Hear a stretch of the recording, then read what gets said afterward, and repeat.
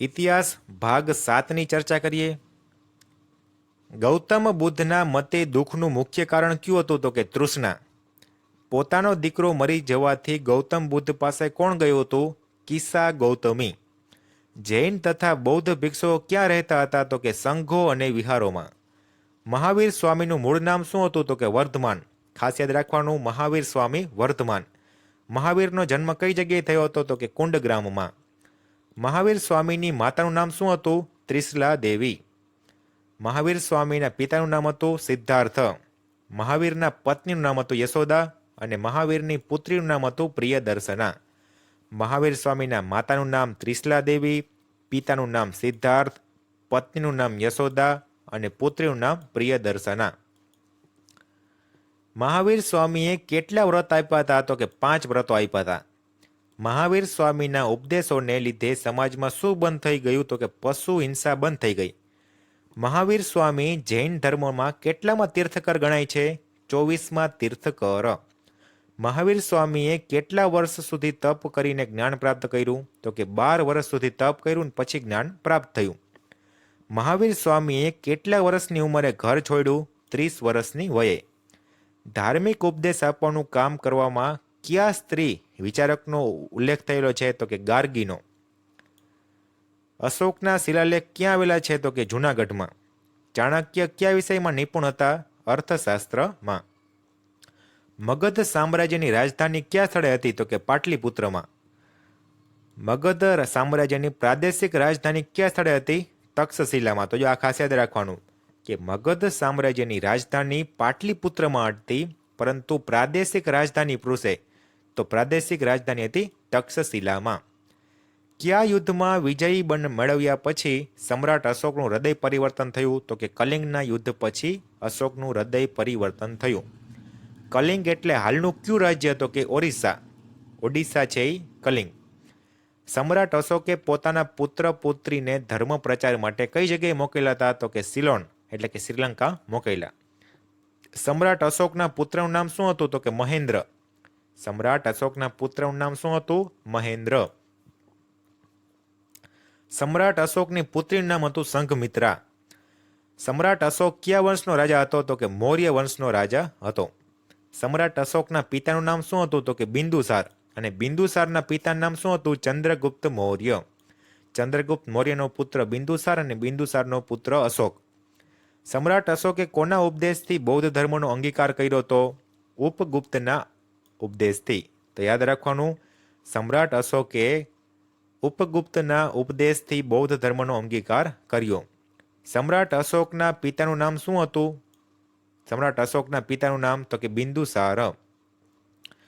હૃદય પરિવર્તન થતા સમ્રાટ અશોક શું બન્યો? તો કે હૃદય પરિવર્તન થતા ધર્મોપદેશ. ભારતની રાજ્ય મુદ્રા કઈ છે? તો કે સારનાથનો સ્ત્રી સ્તંભ. મગધ સામ્રાજ્યની સ્થાપના આજથી કેટલા વર્ષ પહેલા થઈ હતી? તો કે 2300 વર્ષ પહેલા થઈ હતી. શક્તિશાળી મગધના સામ્રાજ્યનું નિર્માણ કોણે કર્યું હતું? ચંદ્રગુપ્ત મૌર્યએ. શક્તિશાળી મગધ સામ્રાજ્યનો વિસ્તાર કોણે કર્યો? તો કે અશોકે. મગધ સામ્રાજ્યનું નિર્માણ કોણે કર્યું? તો કે ચંદ્રગુપ્ત મૌર્યએ. પરંતુ સામ્રાજ્યનો વિસ્તાર કોણે કર્યો? સમ્રાટ અશોકે.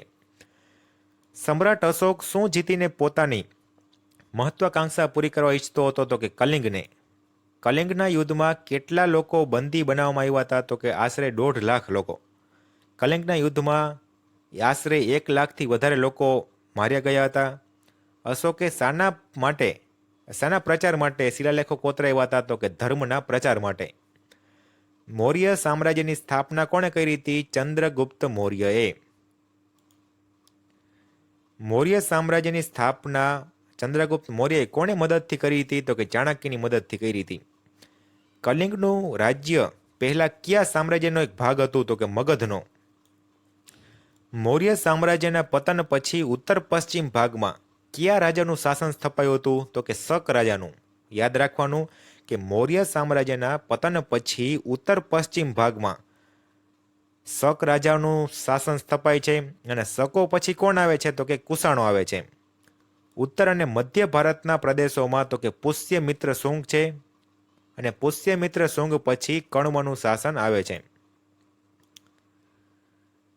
દક્ષિણ ભારતમાં 1500 વર્ષ પહેલા આંધ્રપ્રદેશમાં કયા વંશના રાજાનું શાસન હતું? તો કે પલ્લવ અને ચાલુક્ય વંશનું શાસન હતું આંધ્રપ્રદેશમાં. તો આ યાદ રાખવાનું ભાઈ, આંધ્રપ્રદેશમાં કોનું શાસન હતું? પલ્લવ અને ચાલુક્ય વંશનું શાસન હતું. પાટણ શેના માટે પ્રખ્યાત છે? પટોળા માટે. સૌ પ્રથમ પંચાસરમાં કયા વંશના શાસકો રાજ કરતા હતા? ચાવડા વંશના. વનરાજ ચાવડાએ કઈ નદી ઉપર નવું નગર વસાવ્યું હતું? તો કે સરસ્વતી નગર, સરસ્વતી નદી છે તેની ઉપર. ચાવડા વંશ પછી કયા વંશ આવ્યા? તો કે સોલંકી વંશ. કયા રાજાના સમયમાં કલિકા સર્વજ્ઞ હેમચંદ્રાચાર્ય થઈ ગયા? તો કે સિદ્ધરાજ જયસિંહના સમયમાં. કયા રાજાના સમયમાં અણહિલવાડ પાટણ વિદ્યાધામ બન્યું હતું? તો કે સિદ્ધરાજ જયસિંહના સમયમાં. કયા રાજાના શાસનમાં ગુજરાતની સમૃદ્ધિ ટોચ પર હતી? તો કે કુમારપાળના સમયમાં. કયા રાજાના સમયમાં? તો કે કુમારપાળના સમયમાં ગુજરાતની સમૃદ્ધિ ટોચ પર હતી. રાણીની વાવ ક્યાં આવેલી છે? તો કે પાટણમાં.